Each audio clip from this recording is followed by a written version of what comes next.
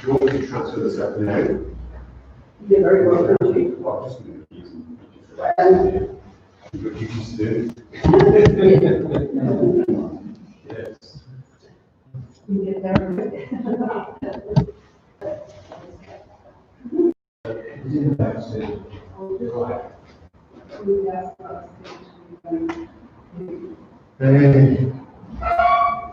Okay. That's all on. That's all on. Hang on. Okay. Send a quick email to everyone. You have to put your hand down. Yeah, I'll just go get this running down. This done first, or no one will be able to see it. Oh, please.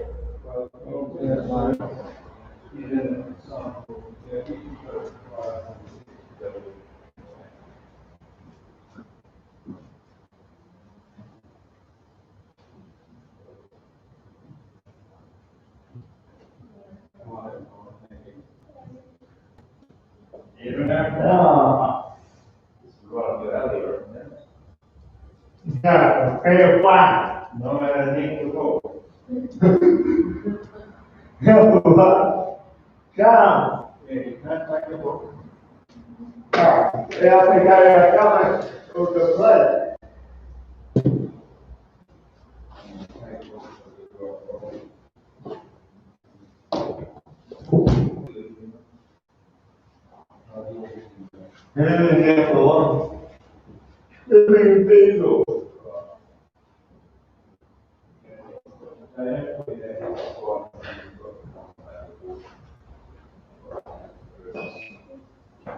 Hello there.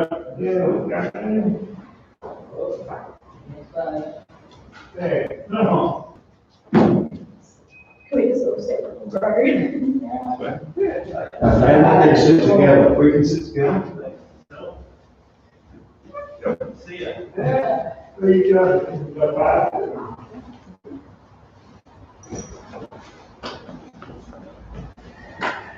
So,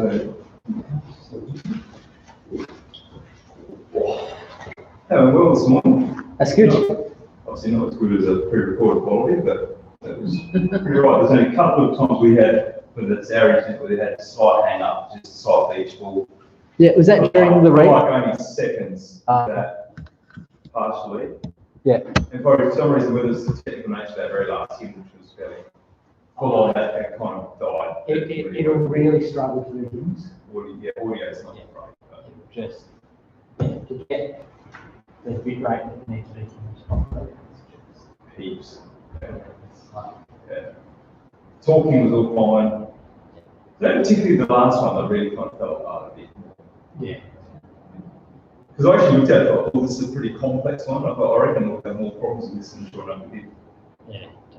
But is that what Peter's getting with that around and stuff? Is that going to give us that heavy juice or not necessarily? I don't know, my phone does a pretty good job. I was going to say, my Indian's lousy compared to the phone. I was getting 20 something up. Oh, wow. Mega hits. Okay. Sorry, mega bites. That's serious, you can't get that. I can get over.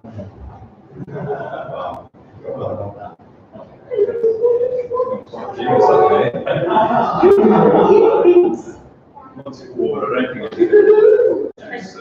Somebody else.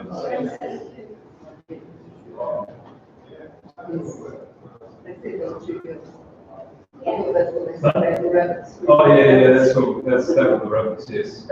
Yeah. Well, the rest was supposed to be. Yeah, the lady said she was an expert at sorting out. Well, she can actually say it. Bloke said that. If one of them says we didn't maybe you to know. She can't. We can only one of them, I suppose.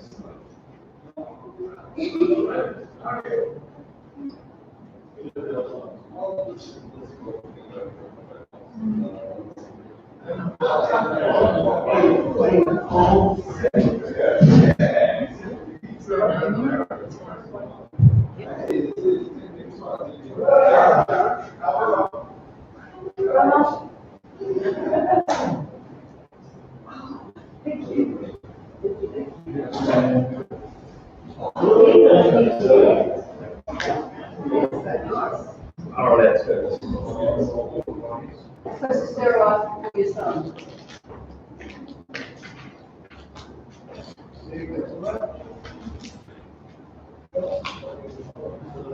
And look, for some reason where there's just a camera itself, the right hand side of the screen look kind of blurrier and all the rest. Is it just the quality of the lens sort of thing? Yeah, it's not fixed. But basically, focal point. Yeah, exactly. Yeah, that was fine.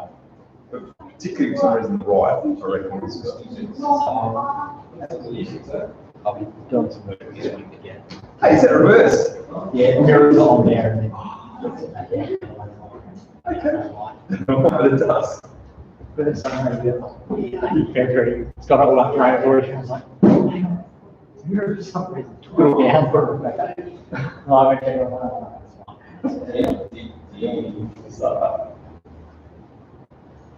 So what actually is this? YouTube Studio. yes, it's just YouTube. Is it like a software you download? Or no, it's just web-based. Yeah.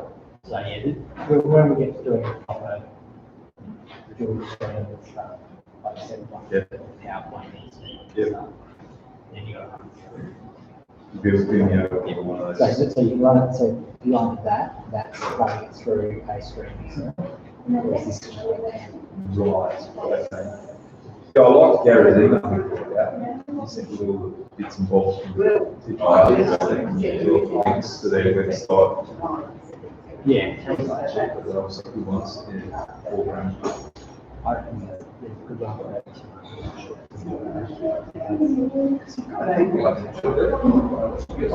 Yeah, say £2,000.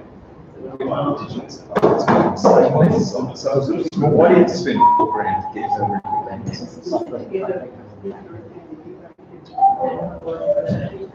Pre-programmed. And I was thinking what he had there, the links, you went to that stream on site and had, I thought, possibly you had to get one of those consoles where you can have preset positions and stuff. So, well, I don't know, so it's a logic one.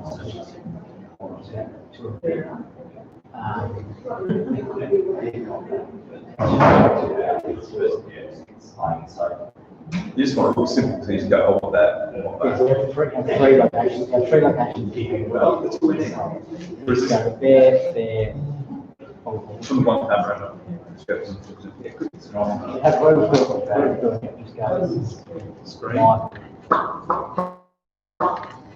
Yeah, that people at home might think we're going to burst into 4 hymns, same ones as this morning, but we could if you want to.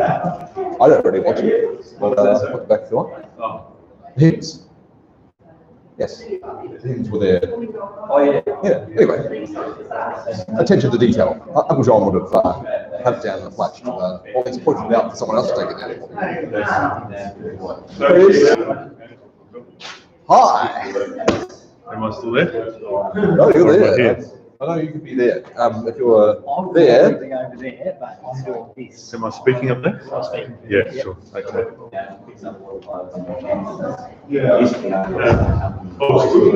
Did you get my slide? I did, but Rachel's just going to have. Just going to do it. It's the first, they're back.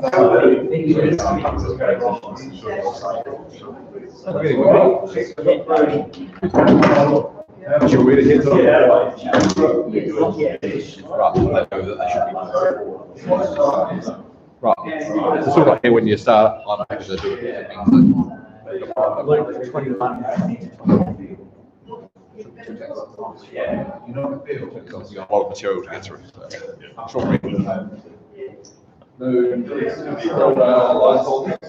Well, I think the 20 was sort of, I didn't want to take up 3 or 4 or 5 of the 20, so the answer is no. The whole idea is probably being carried on next week. I'll be a lot more interested. You get over there, Pete? Maybe we can get it ready. Yeah, I need some help here.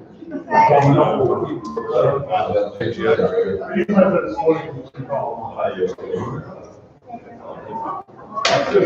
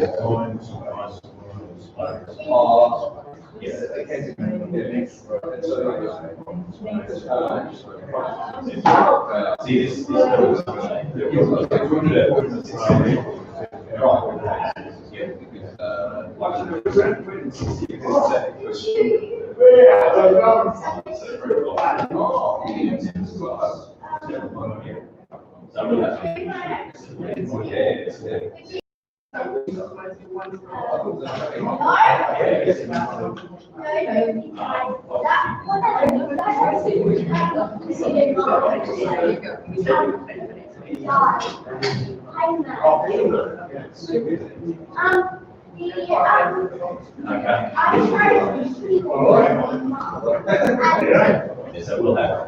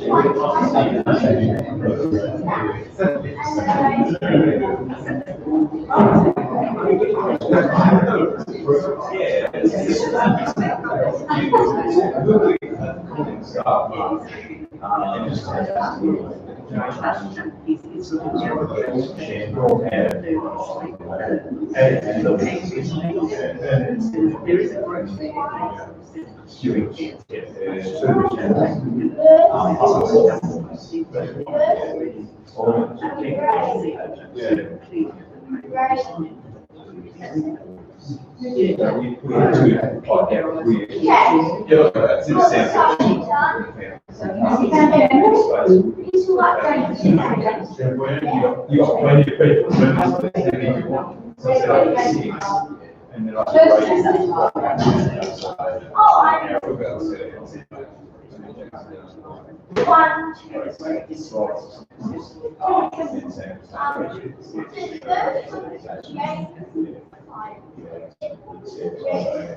so there's at least two verses on their original standard.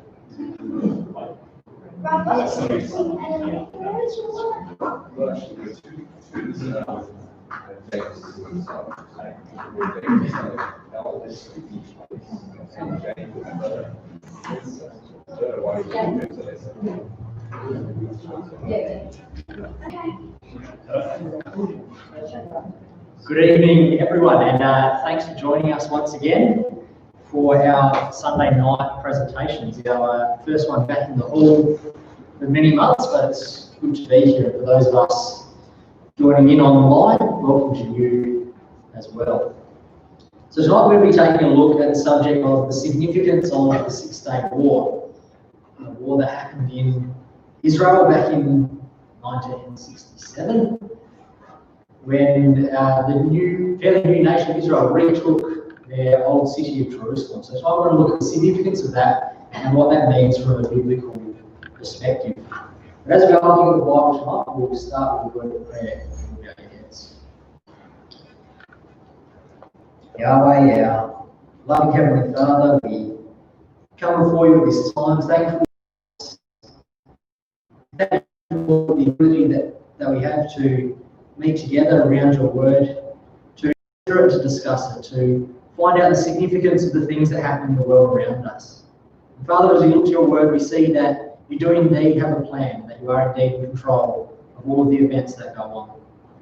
Father, we ask that you be with our speaker tonight, that the things that he says may be an accurate reflection of your word, and they may help us to grow in our understanding of you and your ways.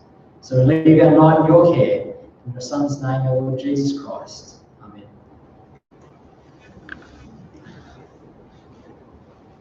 To serve as an introduction to our talk tonight, we're going to take a quick reading from Luke chapter 21, verse 20 to 28. We'll get Phil Arch to come read that. Thanks, Phil.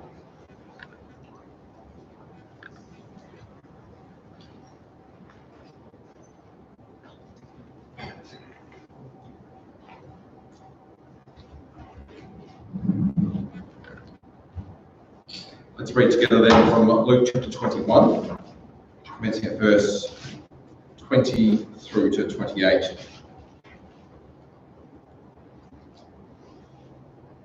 But when you see Jerusalem surrounded by armies, then know that its desolation has come near. Then let those who are in Judea flee to the mountains, and let those who are inside the city depart, and let not those who are out in the country enter in. For these are days of vengeance to fulfill all that are written. Alas, for women who are pregnant, and for those who are nursing infants in those days. For there will be great distress upon the earth, and wrath against this people. They will fall by the edge of the sword, and be led captive among all nations, and Jerusalem will be trampled underfoot by the Gentiles, until the time of the Gentiles are fulfilled. And there will be signs in sun and moon and stars, and on the earth distress of nations and perplexity, because of the roaring of the sea and the waves. People fainting with fear and with foreboding of what is coming on the world, for the powers of the heavens will be shaken. And then they will see the Son of Man coming in a cloud with power and great glory. Now when these things begin to take place, straighten up and raise up your heads, because your redemption is drawing near.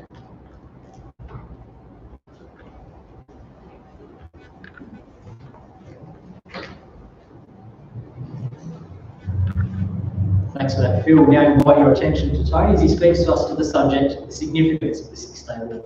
Thanks.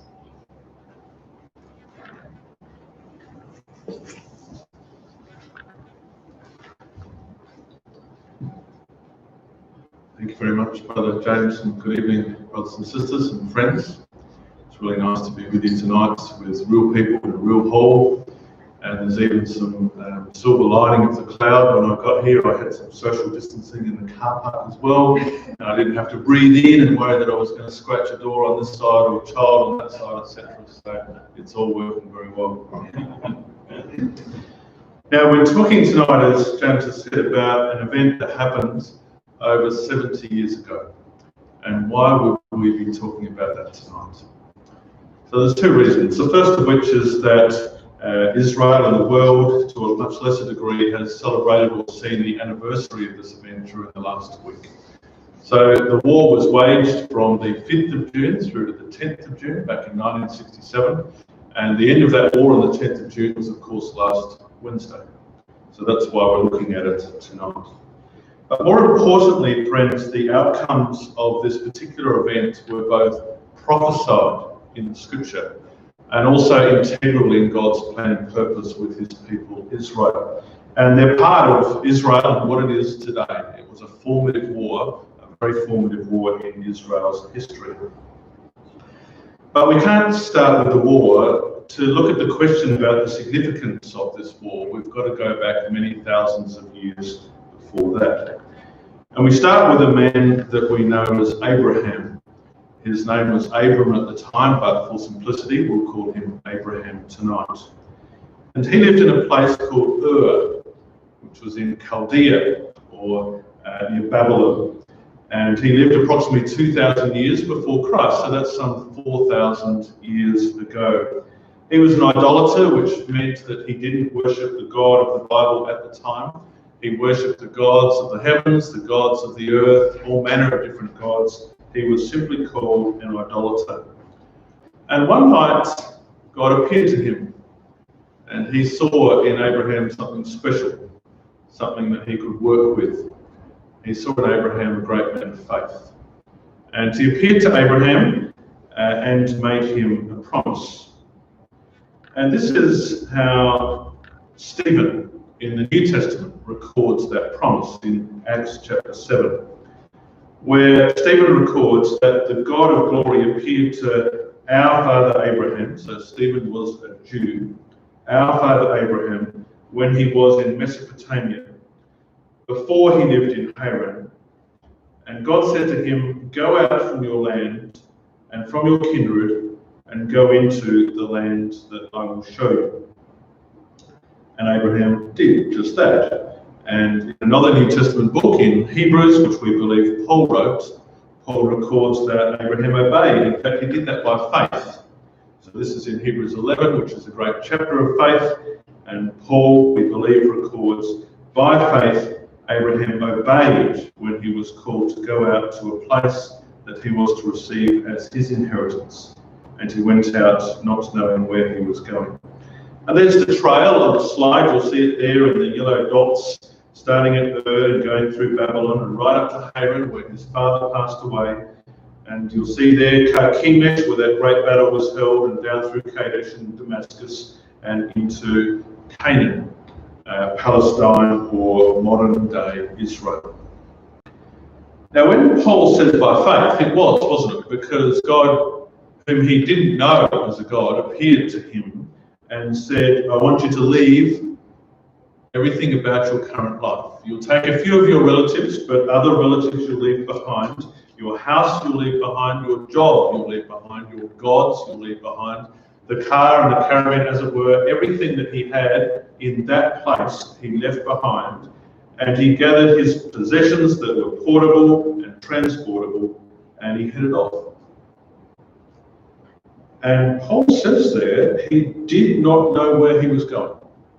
And that's why Paul says that was an act of faith. It's not as if God said to Abraham, "I'm going to take you over to this geographic location, and today we put some GPS coordinates in it and say, this is where I'm going to take you, and here's some aerial photos, and it's going to be amazing." God just said, "I'm going to show you where to go, come with me." And Abraham did. And based on that faith, God made a number of promises to Abraham. In fact, he made, perhaps we'll say, 7 promises to Abraham in the book of Genesis from chapter 12 through to chapter 22.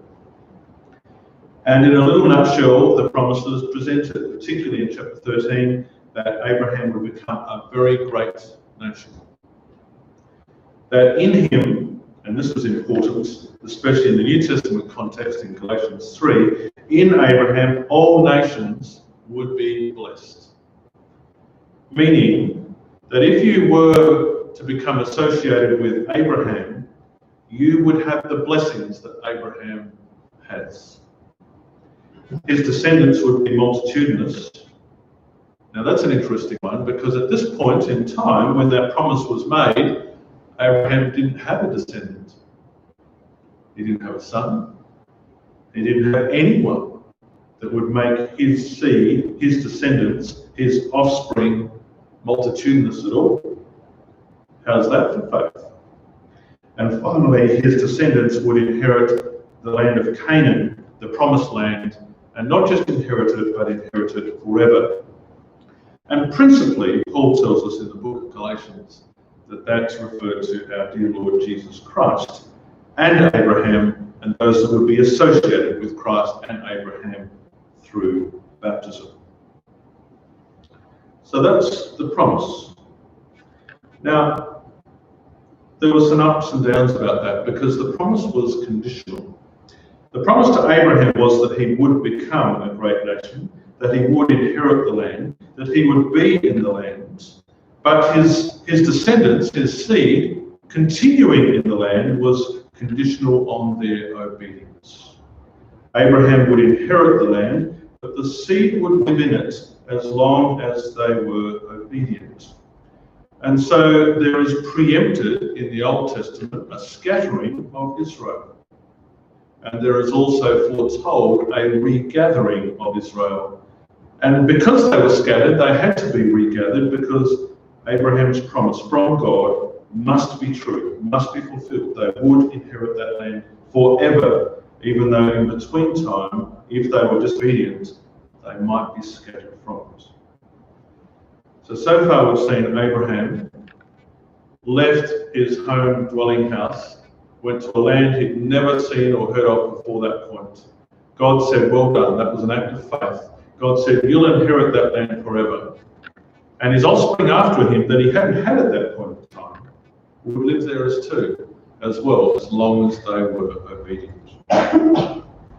So let's look at one of the places where it says that they needed to be obedient, and if they weren't, they would be scattered.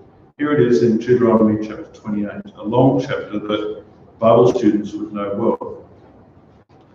And on the screen it says, if you are not careful, it's a key word in Deuteronomy about being careful.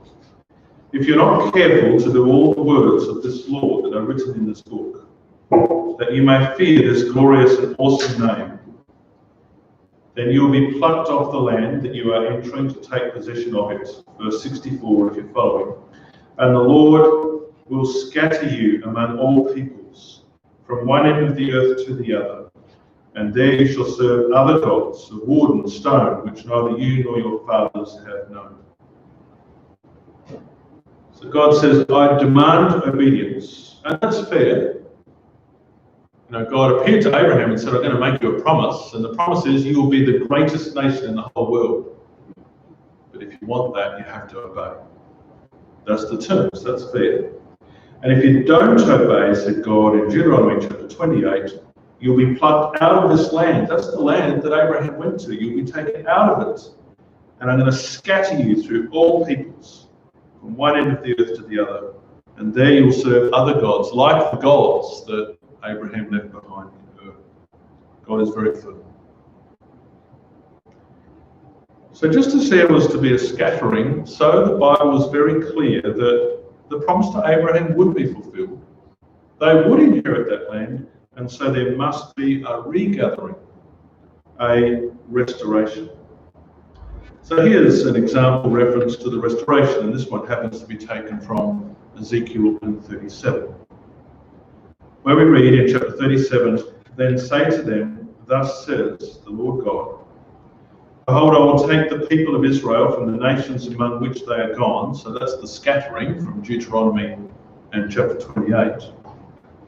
And I will gather them back again. Gather them from all around the world and bring them to their own land. And I'll make them one nation in the land on the mountains of Israel, and one king shall be king over them all. And they shall be no longer two nations, and no longer divided into two kingdoms. So they would be scattered, but they would be regathered, because God's promise to Abraham would be fulfilled. God never, ever lies. Now, the capital of Israel at that time and in the land now is Jerusalem. So if Israel was going to get scattered from their land, then the city of Jerusalem would come under the arrangement and the administration or the rulership of other people other than Israel. And we read about that in our reading tonight. Perhaps come with me to Luke in chapter 21, which Brother Phil read for us. And we read of a time when Jerusalem, their capital, would be desolated. Luke in chapter 21 and verse 20. And this happens to be talking about, we know from the context and history, AD 70. In verse 20, and when you see Jerusalem surrounded by armies and know that its desolation has come near, let those who are in Judea, you get out of there, says Christ, flee to the mountains. Let those who are in the city depart, go. Let not those who are out in the country come back, go away, for these are days of vengeance. Verse 24, and they're going to fall by the edge of the sword. They're going to be led away captive to all nations, this people. And look at this, Jerusalem, the capital, will be trampled underfoot by the Gentiles. So the Jewish capital, as the Jews were scattered, so their capital, their essence, their principal place would be trampled underfoot. And that's a terrible time. But then Jesus says, until. So it wasn't going to go on forever. The Jewish capital would be trampled underfoot by the Gentiles until. And it's until the times of the Gentiles were fulfilled. Now in this verse, the word Gentile simply means a non-Jew, someone who's not a Jew. So non-Jews were going to come into this Jewish city and occupy it, trample it underfoot, so to speak, until a point in time, until the times of the Gentiles are fulfilled. Now, that's the point of tonight's address. We would expect, if this scriptural prophecy was true by our dear Lord Jesus Christ, that if in AD 70 Jerusalem was surrounded by armies and overtaken and then occupied by non-Jews, that is Gentiles, we would expect to consult our history books and find that Jews occupied Jerusalem. And that's what indeed happened.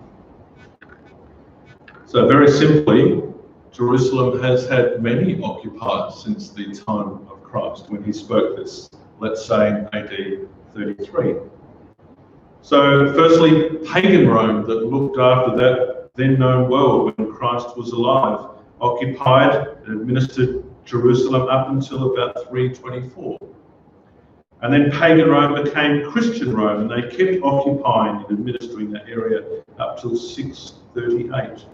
And then the Muslims took over Jerusalem up until 1099. And then a Catholic crusade looked after Jerusalem and occupied it until 1250. And then the Mamluk, or the Mameluke, depending on the spelling of it, the Sultanate there, which was effectively a group of slave soldiers that had survived from the Muslims, they had it from 1250 to 1517.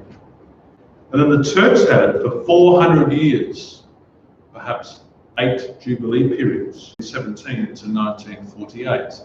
And there would have been addresses from this court and this platform about that as well, and the setting up of Israel as a country. And then when we look at Jerusalem, it was partially occupied by Israel and partially by Jordan from 1948 to 1967. And tonight's address is that in 1967, as our chair has already said, Israel managed to recover the city of Jerusalem. And that prophecy in Luke 21 became true, exactly true, as we wouldn't have doubted. And all of those different groups have occupied that city over the last 2,000 years. Isn't that incredible? Now, when we look at the significance of the war in 1967, we need to look at a few of the things that happened before that war. And one of the things that had happened was in 1948, which are not our subject for tonight, but it's valuable context. In 1948, Israel was established or re-established as a nation. And immediately upon declaring themselves a nation again, they decided to call themselves Israel. Immediately, all of the Arab countries around them waged war on them, and Israel won that war. It was called the War of Independence, and they became a state. None of the neighbours accepted that, but they won that war and became a state in their own right. And from then on, the Arab states fell from time to time. And after 1948, there was another war in 1956, where Israel warred against her Arab neighbours. And even though Israel won those wars and changed its geographic size, both sides, that is the Jews and the Arabs, knew deep down that the conflicts were not over. That something else was going to give, that something else was going to happen. And they kept on preparing for that next stage, that next war. The next war was almost inevitable. It was going to happen. And things hotted up in 1967, when it was a time to renew hostilities between the two groups. And some critical things happened. Early in 1967, Syria, to Israel's northeast, repeatedly attacked Israelis near their border. They lived up higher than Israel, and they could come down and shoot down and repeatedly attack the Israelis, the Jews that lived near their border. And Israel, as they do, and as people are wont to do, retaliated. And on the 17th of April in that year, they downed 6 Syrian planes. It's not saying that's justice, but it served as a response back to Syria. And then things gradually went downhill from there. On the 13th of May, this is interesting, the Soviet Union falsely informed Egypt of Israeli troop build-ups near Syria. Now that was a lie. There's no doubt about that. But the Soviet Union informed Egypt of a concentration of 11 to 13 brigades of the IDF, the Israeli Defense Forces, with the intent to strike Syria. And in response, Egypt massed a lot of its forces and brought them up to the southwest through the Sinai Peninsula in response to that lie. And then on the 17th of May, you'll see on the screen, they made an interesting decision. They asked all of the United Nations peacekeeping forces that were in the Sinai Peninsula deliberately to keep the Jews and the Egyptians apart, to keep peace in that area, and the Egyptians insisted that that peacekeeping force leave. They said go. And the peacekeeping force did leave. In fact, they left immediately. They were out. And they've been strongly criticised about that because they were there to keep peace. And they should have delayed, and they should have looked for a cooling off period or some negotiations or whatever, but that force was gone. And the next thing that happened that was absolutely critical, on the 22nd of May, Egypt closed the Straits of Tiran, which denied them access to the Jewish port of Eilat at the top of the Gulf of Aqaba. Let me show you that on a map, which is sometimes easier to follow. Here's the map of Egypt and the Sinai Peninsula and Israel up there in the north. So the first thing we noted was that Syria attacked right up in the north, and Israel retaliated and downed 6 Syrian jets. The next thing we noted was that Egypt demands the United Nations peacekeeping forces are withdrawn from the Sinai Peninsula, and they left fast. And the third thing we noted was that right down the bottom there, Egypt closed the Straits of Tiran. Now that's an interesting debate which lawyers have had from time to time over whether legally they were allowed to do it. And the consensus is they probably were legally allowed to, but it was a very stupid thing to do. Because through that strait, which was easily blocked off, it's very, very narrow, at the very top end of the Red Sea, and you branch off to the Gulf of Suez, which goes up to the Suez Canal as we know it, and then the Gulf of Aqaba up there to Eilat. Through that little strait, you could easily block it off. There was only about 5% of Jewish shipping went up through there, up to Eilat, up to that port. A lot of arms came through there, but only about 5%. But it was a big threat when Egypt came to the bottom of those straits and put her warships there and said, you're not going in or out. It was a massive thing for one country to say to another. And Israel felt very, very provoked by that. Now, people argue, well, was that sufficient to start a war? It didn't really damage Israel too much. It was inconvenient, but Israel felt very provoked. And this overall build-up with Egypt withdrawing the UN peacekeeping forces and closing those straits, the lie from Russia that influenced this, that Israel would have known about, and the provocations from Syria, they knew that a battle was coming. It was, as we said, inevitable. And so Israel initiated this battle. There's a number of cartoons which were illustrative of the tension in the times. I think most of us have become even more aware of the concept of racism over the last couple of weeks, and especially with the death of the black American George Floyd. And we are sympathetic to that situation in that no life deserves to be lost like that. But racism has always occupied man, and I think today we'd shiver, we'd shudder at that sort of cartoon in our newspapers, wouldn't we? That's how people thought at the time. And here were 4 Arab countries who had the Jews in the middle, and they wanted to exterminate them. Our mindsets, our humanistic thinking, rightly or wrongly, has changed since then, hasn't it? And we would be horrified with that sort of imagery. But that happened at the time when people want to exterminate a whole nation.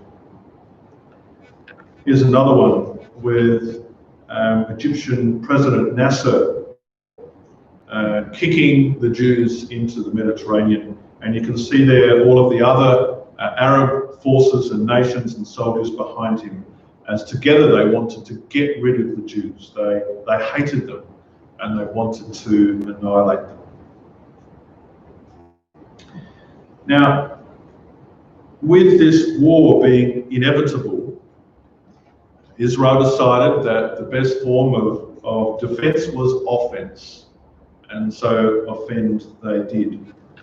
And they did a couple of smart things. Firstly, in the Israeli media, they published some false reports. They weren't immune to lies themselves, white lies perhaps.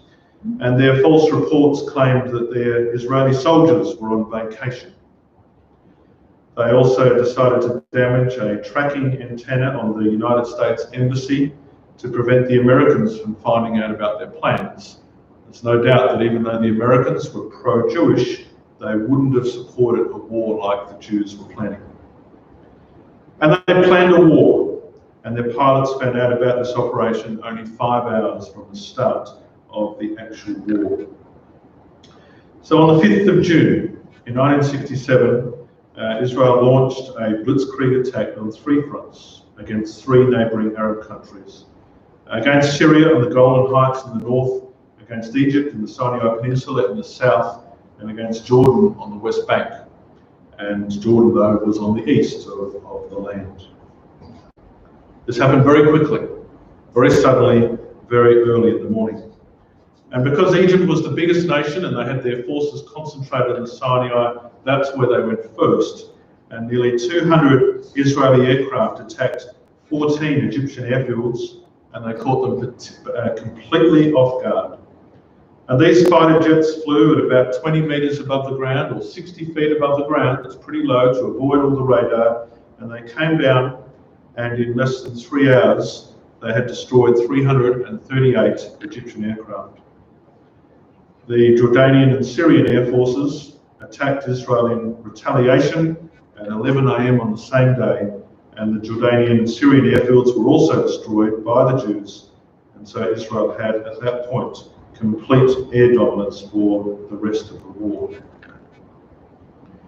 So 60 hours later, 2.5 days, halfway through the war, Israel had achieved most of its objectives.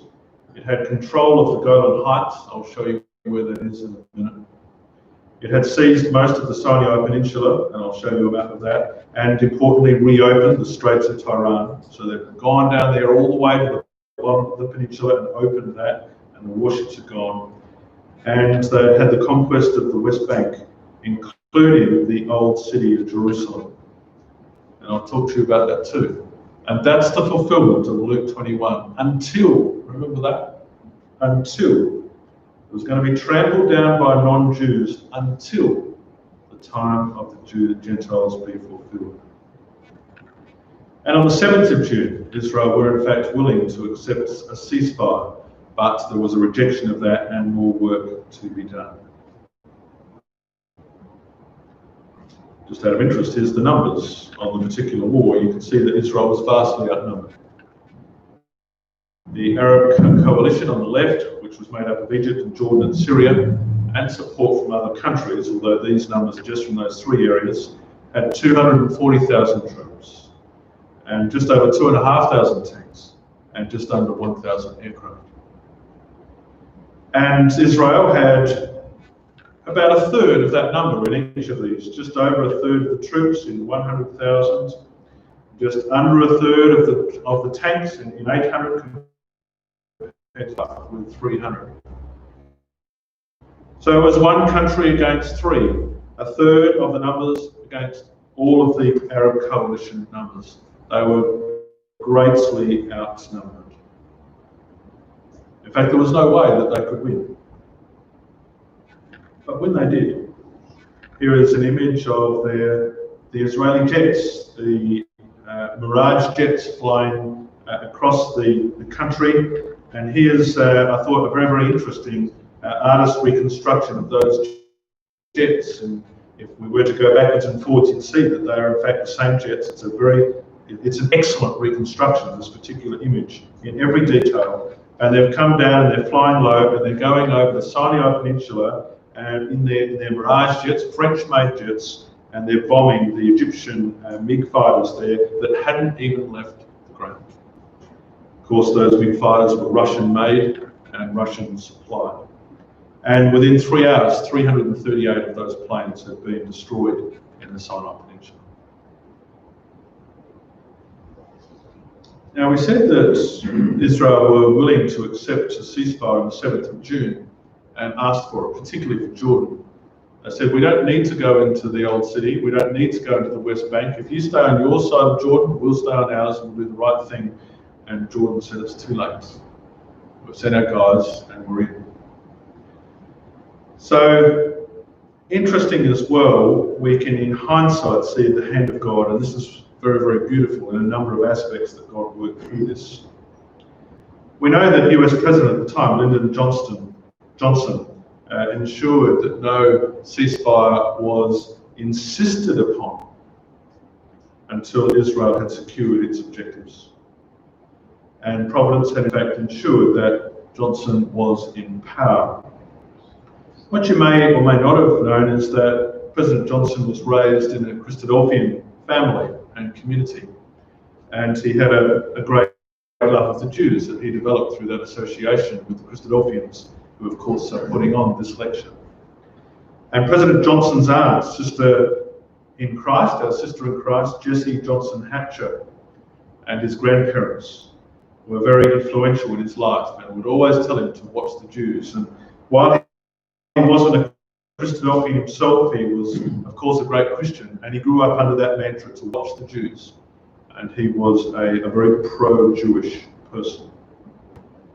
And he was the president of the United States at that time. And he could have insisted on a ceasefire, but he worked with Israel, not insisting just yet until Israel secured its objectives. Now, why was he president at the time? Well, we recall that President Johnson was in fact John F. Kennedy's vice president.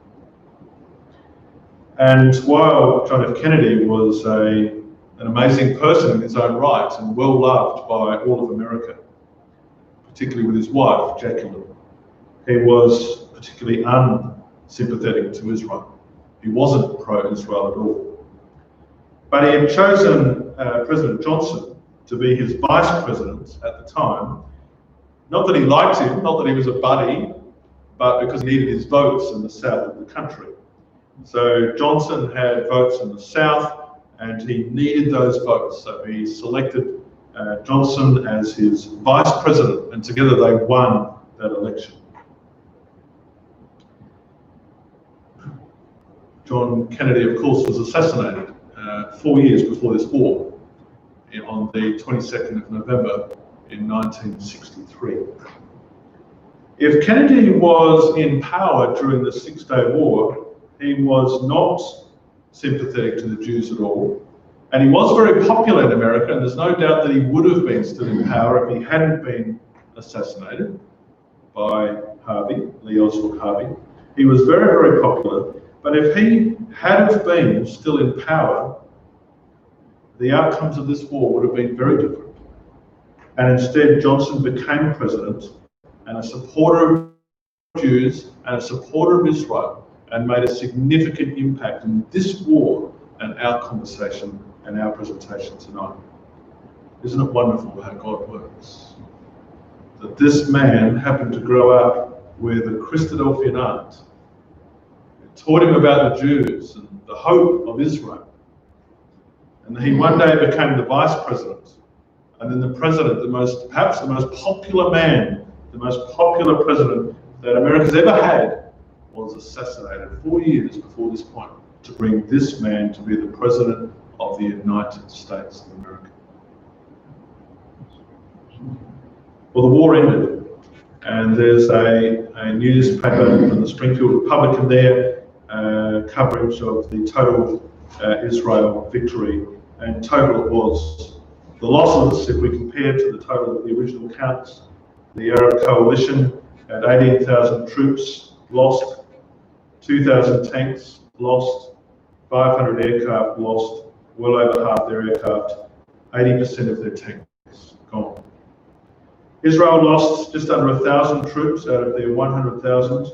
Half their tanks, 400 out of 800, there was a lot of heavy tank warfare, particularly in the Sinai, and 50 aircraft, just under 50 aircraft. This is the map that I just want to spend a little bit of time with you. You can see on the left-hand side there the state of the nation in 1967. I hope you're not colourblind. I have a son at home who's probably watching this, will be struggling at the moment. The darker orange patch there on the left-hand map was Israel before the Six-Day War. And you can see in the left-hand map the lighter yellow areas were the areas that they won or took over during the war. Now let's work through those areas. The bottom area there, the very, very large area in yellow, is the Sinai Peninsula.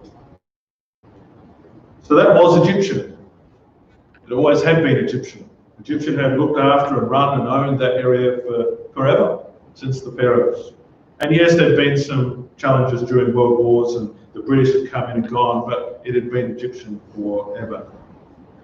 And Israel took that. They moved down through the Sinai Peninsula with their jets going 20 meters above the ground, and they bombed all of those airfields and destroyed all of that aircraft, and then they got their tanks and pushed the Egyptians right back to the Suez. And they took that entire peninsula, the entire area. In 1982, they gave it back to Egypt. So you can see in the middle map that it's not yellow anymore. It's Egyptian right now. So there was, in 1979, the Israel-Egypt peace treaty, and as an outcome of that, Israel gave the Sinai Peninsula back to Egypt in 1982. And just above that little area, the second little area that was quite contentious at the time, is just a small strip called the Gaza Strip. You might be able to see that on the map. It's right on the coast, a very narrow strip called the Gaza Strip. And that was taken as well and occupied by Israel. And that too was given back and that was as a result of what's known as the Oslo Accord in 1993, and it's been given back to the Palestinians, who now govern it themselves. It's self-governing. So Sinai Peninsula became Egyptian again, and the Gaza Strip is now self-governed by the Palestinians, or the Hamas. And you might recall the iconic photo that was around the place on many of our slides, even perhaps now a couple of times, with US President Clinton and Yitzhak Rabin, the Prime Minister of Israel, and Yasser Arafat of PLO, and the Palestinians, and they are embracing that wonderful outcome in their terms of the day. As we move further north, we come across that other little yellow area called the West Bank, and that was occupied and controlled by Israel, and is still occupied and still controlled by Israel today. So Sinai was given back to Egypt, Gaza was given back to the Palestinians, but the West Bank is still occupied and controlled to this day by Israel. And that's how it's internationally recognized. It's not Israel, it's occupied by and administered and controlled by Israel. But significantly, and most importantly, was on the right-hand graphic there, you'll see Jerusalem, which is right on the boundary of Israel proper in the orange and the West Bank proper in the yellow. Right on the edge is Jerusalem, and the boundary between those two areas went through Jerusalem, so that Israel had control of half of Jerusalem and the Jordanians had control of the other half of Jerusalem. And through the war, Israel took the Jordanian section of Jerusalem and a swathe of land around it, and what we call annexed it. So they said this is now Israel. They've annexed it.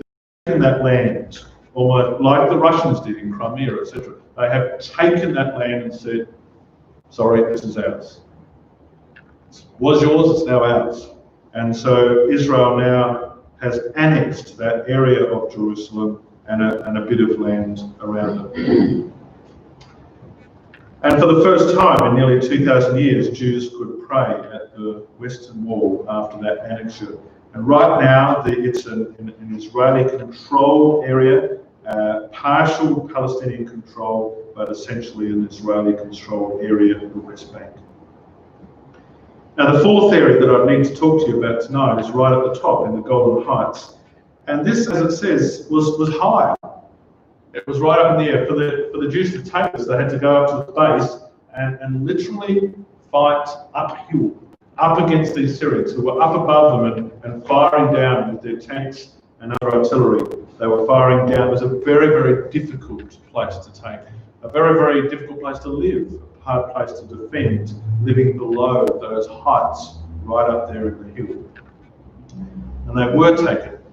And you might know of Moshe Dayan, who was the Minister of Defence at the time with the Prime Minister, and he formed a new government with the Prime Minister at the time, and he made, on the spur of the moment, a unilateral decision to take them. He didn't go back to his government and ask. He, on the spur of the moment, said, we're going up there. Things felt right, they looked right, and he moved in to take those heights. And that was a very strategic decision because it's a very hard place to live below. Interestingly, last year, the State of Israel is the first country to do so. No one else would recognise that. They all believe it's Syria occupied by Israel, and that's how it's internationally understood today. But Israel will never give that up. It would be military suicide to have such a fierce nation like Syria above it, looking down on it and able to rain down, and they will never give that up. In fact, just before the Six-Day War, Syria dominated those heights, and they used to terrorise the northern Israel with continuous shelling, and the records show that an entire generation in the Jordan Valley grew up born in shelters, and they were known as the sheltered children, no longer.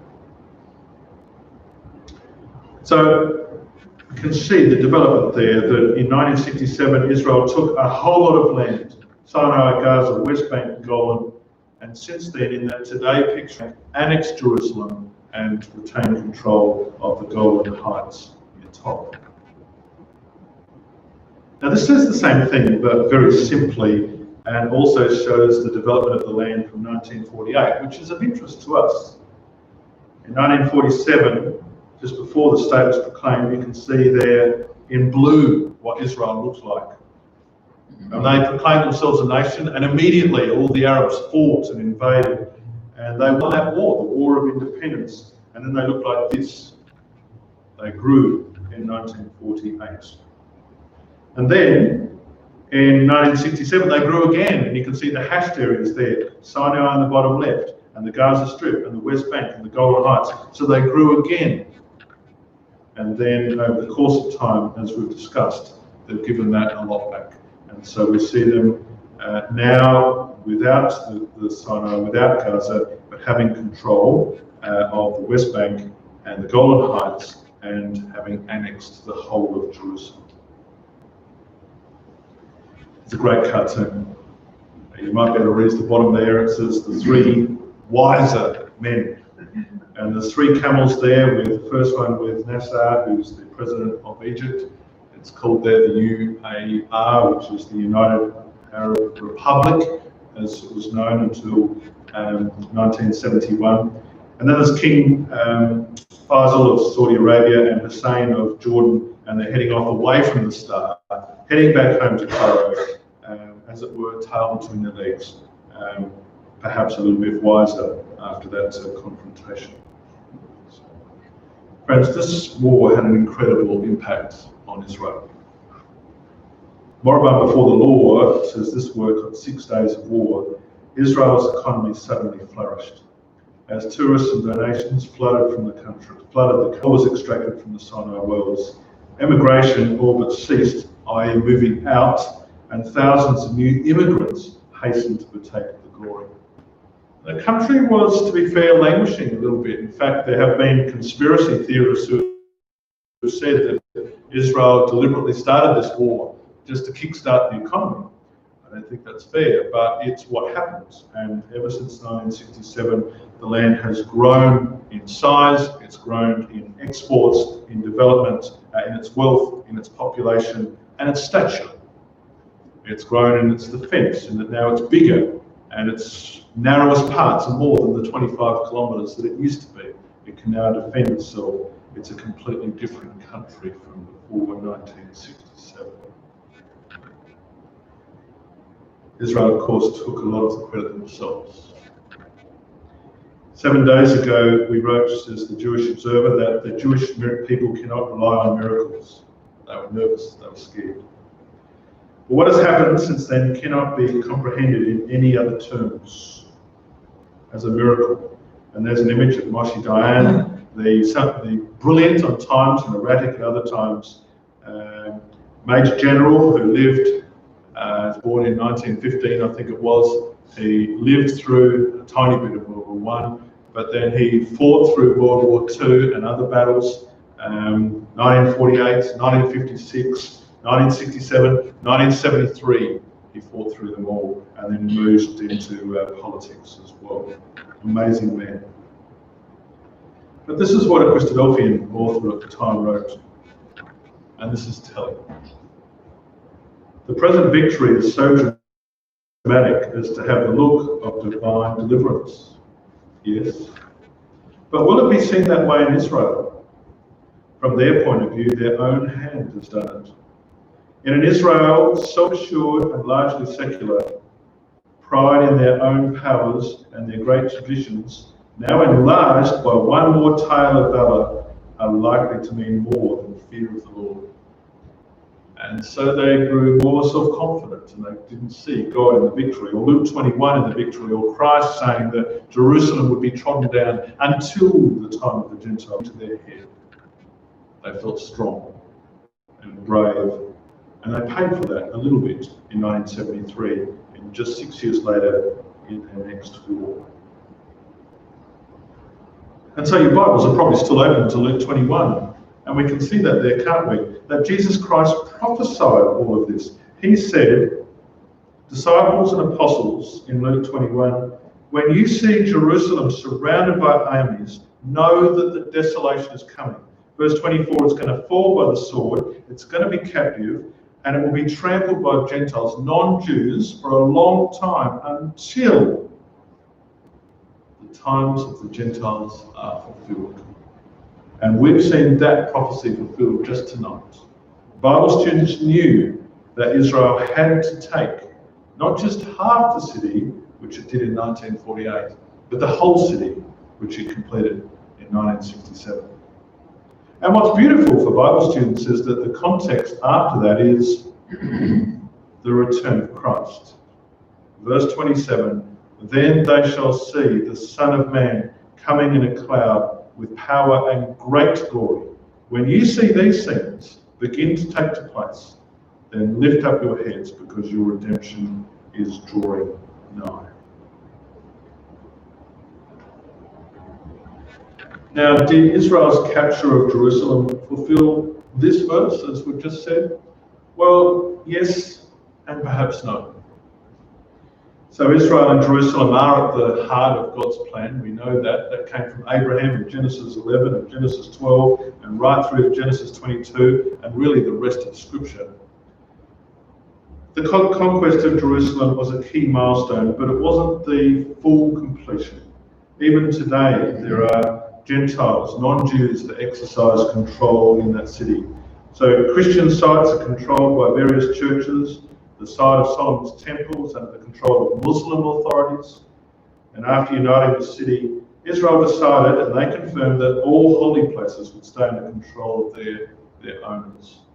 So it's a Jewish city, but there's still Gentile exercising some control. And one day, it will be fully Jewish control in an ultimate fulfillment of that verse. I need to show you one more thing that will interest you about the timing and the dating here. And I know some of you know Daniel very well and will know this, but for perhaps a few others, this will be of interest. Come back with me to Daniel chapter 8. And we'll see a prophetic fulfillment of not just this outcome, but of the dating of this outcome. For those of you who enjoy Daniel, which would be a lot of us, Daniel is historical and prophetical. And in its prophecies, it starts off in chapter 2 with Nebuchadnezzar's image and the 4 different metals and the 4 different empires, etc. And then in chapter 7, it changes those metals to beasts, to animals, and describes how each one would supersede the other. And then in Daniel 8, it picks out 2 of them, a ram and a he-goat, and tells us how the Medes and Persians would be superseded by the Greeks. And then he makes a very interesting prophecy in chapter 8 and in verse 13. And then I heard a holy one speaking, and another holy one said to the one who spoke, "For how long is the vision concerning the regular burnt offering and transgression that makes desolate, and giving some wording that sounds very similar to Luke 21, isn't there, doesn't it? The trampling of the sanctuary, of the temple, of Jerusalem. How long is this going to be? And what's the context? Well, as we said, this chapter is specifically dedicated to the ram and the he-goat, to the Persians and the Greeks. How long is it going to be when Alexander the Great comes down and tramples this sanctuary? How long is it going to be then that it will be trampled? And the answer is in verse 14. The answer came for 2,300 evenings and mornings, and then the sanctuary will be restored to its rightful state. 2,300 evenings and mornings and nights. And on a day for a year principle, which is a very, very good Bible analogy that we could prove at another time, that would mean that there's 2,300 years. And if we went back to our history books or to Wikipedia, whatever we like to consult, and we worked out when Alexander the Great had his battles over the Persians and ultimately took them and trampled the city, then we would go back to BC 333, where the Battle of Issus is where Alexander the Great overtook the Persians, ultimately the he-goat, and defeated them. BC 333. And if we added 2,300 years to that, we come out to exactly 1967. Now that might help us with another question. Why didn't the Jews just take the city in 1948? That was their war of independence. Why did they only end up with half the city in 1948? Because the time wasn't right. As Daniel said, it had to be 2,300 years until that happened. And so after 1948, they had to wait for years and years and years until 1967 to get the whole city when the time was right in Daniel's prophecy. There'll be a lot of future interest in Jerusalem, and this is where you and I can be involved. And that's the final significance in this war. It's all very well to celebrate the anniversary during the last week. It's all very well to talk about the fact that it was a formative war in the history of the Jews, and it was prophesied in the Bible. But the further significance is that we can be involved in that. And that significance comes out on the slide in Deuteronomy 14. Behold, a day is coming, says Zechariah, that I will gather all nations against Jerusalem. We could put in brackets, again. We've just been talking about that, haven't we? I'll gather all nations against Jerusalem to battle again, and the city will be taken again. But then the Lord will go out and fight against those nations as when he fights on a day of battle. On that day his feet shall stand on the Mount of Olives that lies before Jerusalem. And then the Lord will be king over all the earth, and everyone who survives of all the nations that came against Jerusalem will go up year after year to worship the new king of the whole earth. I did have a slide here about how we can be involved or with them, what's in it for me. But with the time, I'm not going to go through that.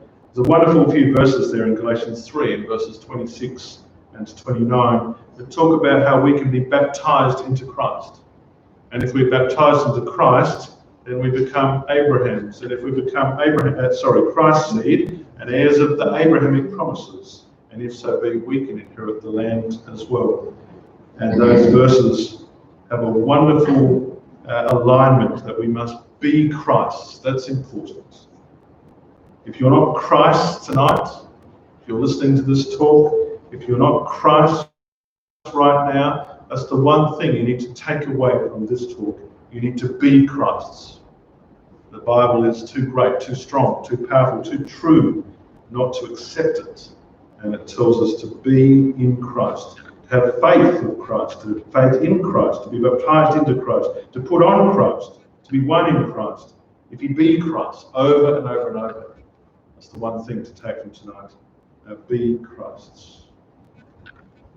And as the land was given to Abraham forever, so that land can be given to those that are Christ's forever. Through baptism, when we can be raised like Abraham and be given immortality, which of course is not dying again. And friends, that's why I think this subject is so exciting. You know, I've looked around this world in the last couple of weeks, and I think you've done the same. And I have never seen, in the few years that I've lived, which is more than some and less than others, this world in a more chaotic state. There's nothing short of chaos in this world. Every single newspaper, every print copy, every electronic copy, this world is crazy. And we didn't see it coming like it has in just a few weeks. We've seen coronavirus now for 3 months, and that's why we're meeting in conditions like these and that group of the world. A couple of weeks ago, we saw the death of an American, a sad death, a terrible death, an unnecessary death that has turned a nation upside down. And the turning of that nation upside down has led to protests in many, many other countries and continents around the world, including here in Adelaide. In our squares, all around this world, people are speaking out and saying what they believe in. And sadly, sometimes the behaviour is erratic as well. It's what we believe in. The behaviour is that our rights come before our health. And then if we go to continents in the north of this planet, we find two of the world's biggest powers in India and China arguing over a little bit of land. I don't know where that's going to go, but that's actually a bit scary. And China has massive world domination agendas that would have kept going had it not been for Wuhan and the coronavirus. And America is growing weaker, as Ezekiel 38 would suggest, and Russia is going, it seems, stronger and stronger and reaching out. And who knows whether they might not do exactly as we've seen in this subject tonight, and come down to the Middle East and work with Syria and say, Israel, you take too much upon yourselves, and we're going to subdue you. This world, friends, is in chaos. It has no good outcomes, except for those that are presented by the Bible. And I would plead with you tonight and urge you, and especially our young people, and especially those that are friends, to be Christ's, because that is the only future of this world. Thank you.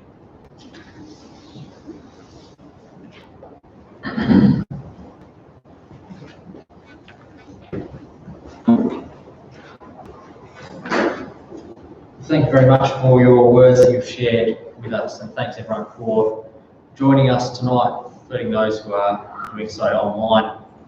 Next week we've got another subject, and that will be the origin and survival of the Bible. So that promises to once again be a very interesting subject. Tonight we've seen a clear word of prophecy. Not only that God was in control back in the Six-Day War, but it's a clear marker and a message for us that He is indeed in control now. As far as announcements go, unfortunately there's going to be no supper after the lecture tonight, which is a great disappointment to many, but you are allowed to have a biscuit when you get home. And just a reminder to please maintain social distancing and the other aspects of our COVID safe plan once our meeting is finished tonight. And for those wanting to attend next week, they're reminded to get in contact with Sam and Warner, Luke. It would be great to have as many as we are allowed in the hall on that occasion. So we'll conclude our night as we started with the word of prayer with the your heads. Our great and our mighty God, we come before you this time once again, thankful for the night that we've been able to share together.